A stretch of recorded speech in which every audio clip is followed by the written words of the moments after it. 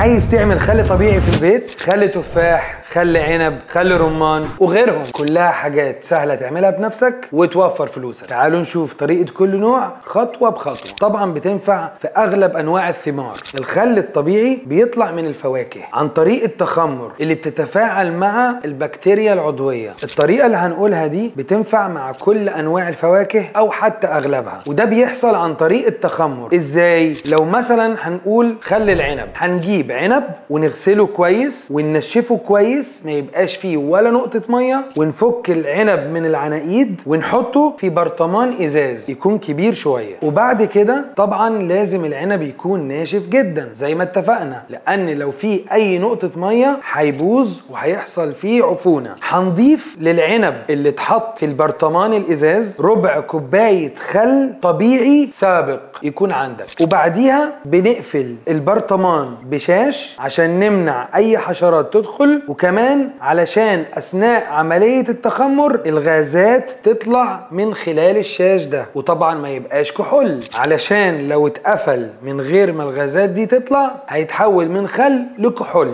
واحنا طبعا مش عايزين كده. هنسيبه لمده 40 يوم في فصل الصيف، اما في فصل الشتاء من 2 ل3 شهور. ونيجي بقى لمرحله التقليب، وهي مرحله مهمه جدا. هنستمر على مرحله التقليب من 3 ل5 ايام خلال طول فتره التخمر. وبعد فتره التخمر بنعصر المحتوى اللي جوه البرطمان عشان نفصل الثمره عن السائل اللي موجود جوه، وبكده يبقى مبروك، طلعت الخل وزروطت المطبخ وعملت مواعين. فليه؟ اتصل بينا وهاتوا من بيت الزيت اللي بعده.